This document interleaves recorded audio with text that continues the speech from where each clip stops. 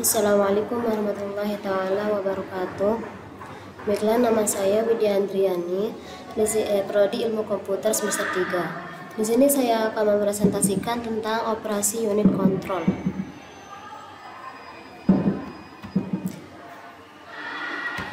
Yang pertama, pengertian unit kontrol.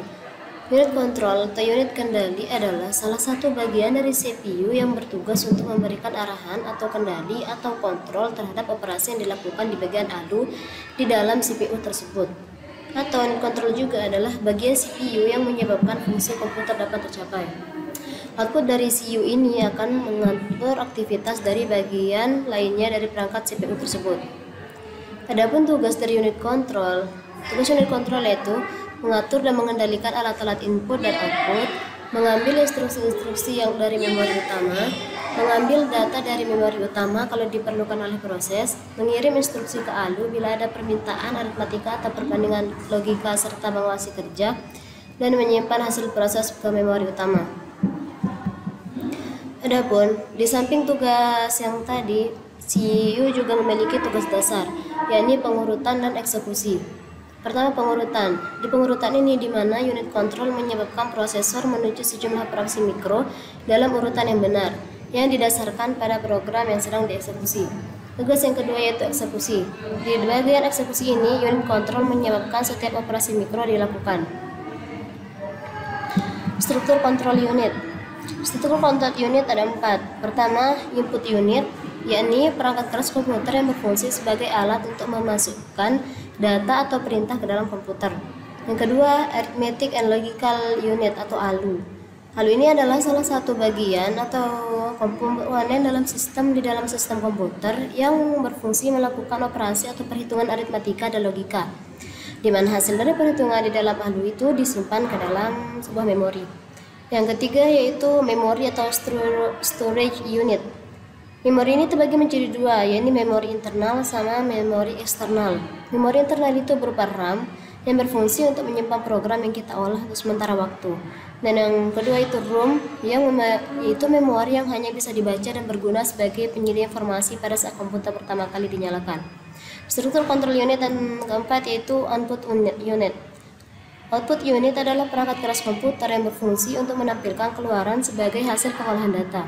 Keluaran dapat berupa hard copy, soft copy, atau berupa suara. Selanjutnya yaitu macam-macam kontrol unit. Macam-macam kontrol unit. Pertama itu single cycle CPU.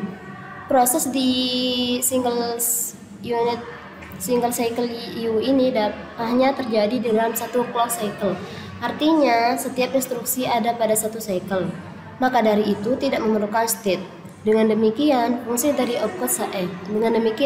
boolean masing-masing kontrol line hanya merupakan fungsi dari opcode saja. Clock cycle harus mempunyai panjang yang sama untuk setiap jenis instruksi. Ada dua bagian pada kontrol ini, yaitu proses mendecode opcode untuk mengangkatnya menjadi 4 macam instruksi, yaitu di gerbang N, dan desain dan pemberian sinyal kontrol berdasarkan jenis instruksinya, yaitu gerbang OR. Desain single cycle ini lebih dapat bekerja dengan baik dan benar, tetapi cycle ini tidak efisien. Terus macam CPU yang kedua yaitu multi cycle CPU. Berbeda dengan kontrol unit yang single cycle, unit kontrol yang multi cycle ini lebih memiliki banyak fungsi. Dengan memperhatikan state dan opcode, fungsi boolean dari masing-masing output control line dapat ditentukan. Masing-masingnya akan menjadi fungsi dari 10 buah input logik. Jadi akan terdapat banyak fungsi boolean dan masing-masingnya tidak sederhana. Pada cycle ini, sinyal kontrol tidak lagi ditentukan dengan melihat pada byte-byte instruksinya. Byte-byte opcode memberitahukan operasi apa yang selanjutnya akan dijalankan CPU, bukan instruksi cycle selanjutnya. Adapun beberapa register yang digunakan dalam CPU adalah pertama, MAR, alamat memori, yakni dihubungkan dengan saluran alamat bus sistem. Yang kedua, MBR. MBR ini dihubungkan dengan saluran data bus sistem. MBR ini berisi nilai yang akan disimpan di memori atau nilai terakhir yang dibaca dari memori. Yang ketiga yaitu PC atau program counter. Program counter ini menampung alamat instruksi berikutnya yang akan diambil. Yang terakhir, register instruksi atau IR. menampung instruksi terakhir yang diambil. Oke, kita masuk ke input control unit. Dalam input control unit ada beberapa bagian. Pertama, clock atau pewaktu. Pewaktu adalah cara unit kontrol dalam menjaga waktunya. Unit kontrol menyebabkan sebuah operasi mikro dibagi setiap pulsa waktu. Pulsa ini dikenal sebagai waktu siklus prosesor. Yang kedua, register instruksi. Opcode instruksi saat itu digunakan untuk menentukan operasi mikro mana yang akan dilakukan selama siklus eksekusi. Yang ketiga, flag. Flag ini diperlukan oleh unit kontrol untuk menentukan status prosesor dan hasil operasi anu sebelumnya. Yang terakhir, sinyal kontrol untuk mengontrol bus. Bagian bus kontrol, bus sistem memberikan sinyal-sinyal ke unit kontrol seperti sinyal-sinyal interupsi dan acknowledgement. Setelah input, maka kita lanjut ke output control unit. Output control unit, sinyal kontrol di dalam prosesor terdiri dari dua macam, yaitu sinyal yang dapat menyebabkan data dipindahkan dari register yang satu ke register yang lain, dan sinyal-sinyal yang dapat mengaktifasi fungsi-fungsi adu tertentu. Sinyal kontrol bagi bus kontrol. Sinyal ini juga terdiri dari dua macam, yaitu bagi memori dan sinyal kontrol bagi modul-modul I/O. Terdapat tiga macam sinyal kontrol, yaitu sinyal yang mengaktifasi fungsi adu, mengaktifasi alur data, sama sinyal-sinyal pada bus sistem yang eksternal atau antarmuka eksternal lainnya. Lalu bagaimanakah cara kerja kontrol unit? Cara kerja kontrol unit yaitu ketika sebuah komputer pertama kali diaktifkan powernya, maka komputer tersebut menjalankan operasi bootstrap. Operasi ini akan membaca sebuah instruksi dari suatu lokasi memori yang telah diketahui sebelumnya dan mentransfer instruksi tersebut ke kontrol unit untuk dieksekusi. Instruksi dibaca dari memori dan dieksekusi sesuai dengan urutan penyimpanannya. Program counter dari suatu komputer menyediakan suatu cara untuk menyimpan lokasi instruksi berikutnya. Urutan eksekusi berubah dengan memindah lokasi instruksi baru ke program counter sebelum pembacaan instruksi dikerjakan.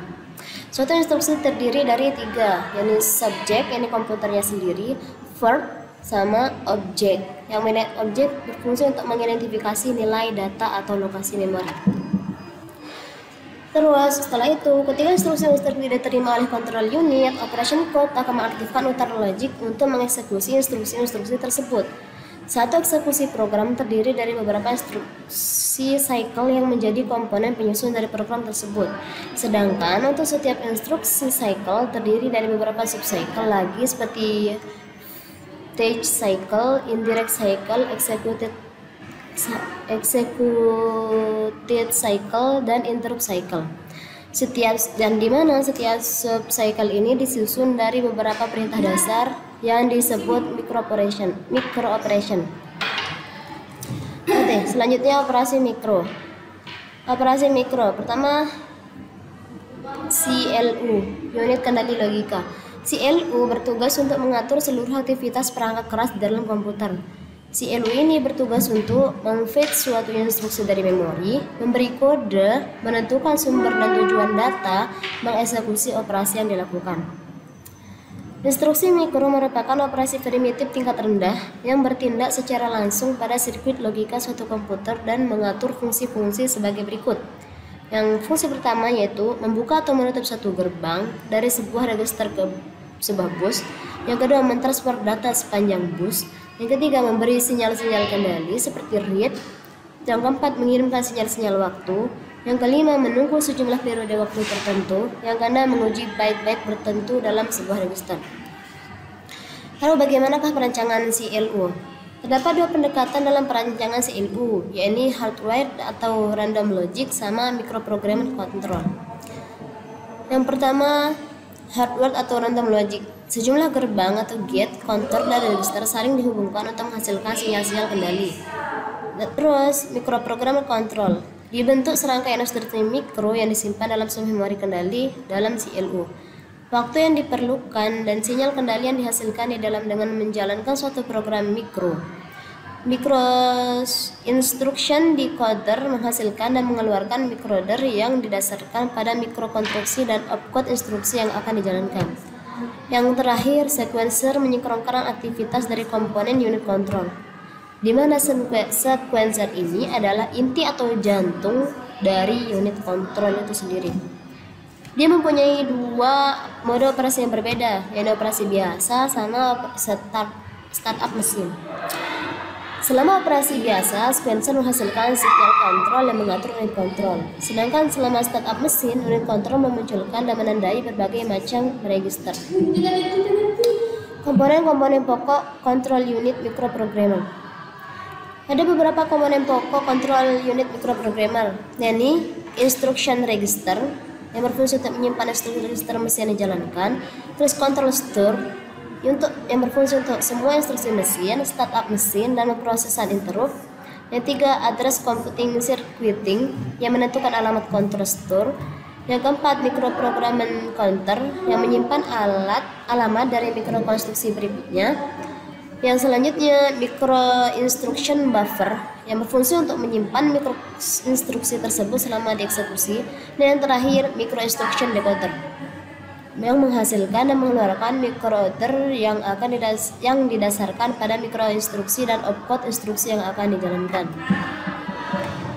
Nah, peralatan pendukung microprogrammed control itu ada 4, yakni assembler mikro, formatter, sistem pengembangan, sama yang terakhir itu simulator perangkat keras. Namun, operasi mikro ini memiliki keuntungan dan kelemahan. Pertama, kita bahas keuntungannya dulu. Keuntungan operasi mikro yaitu rancangan mikroprogrammer relatif mudah diubah-ubah dan dibetulkan. Lalu, keuntungan lainnya menyediakan kemampuan diagnostik yang lebih baik dan lebih dapat diandalkan daripada rancangan hardware. Utilisasi memori utama dalam komputer mikroprogrammer biasanya lebih baik. Terus, yang terakhir, pengembangan rumit lebih lanjut secara lebih jauh justru menguatkan posisi dominan pemrograman mikro. Salah satunya dengan menyertakan unit memori ketiga disebut sebagai nano memori. Selain keuntungan operasi mikro, terdapat juga beberapa kelemahan. Ini karena waktu akses memori kendali ROM menentukan kecepatan operasi CLU, maka kendali mikroprogrammer tersebut mungkin menghasilkan CLU yang lebih lambat dibandingkan dengan kendali hardware. Alasannya itu bahwa waktu yang diperlukan untuk menyalakan suatu instruksi mikro juga mencakup waktu akses ROM. Sedangkan suatu keterlambatan dalam CLU, hardware-nya harus mungkin disebabkan oleh keterlambatan waktu penyebaran melalui perangkat keras yang relatif sangat kecil. Oke, cukup sekian dan terima kasih dari saya. Mohon maaf bila ada salah kata. Assalamualaikum warahmatullahi wabarakatuh.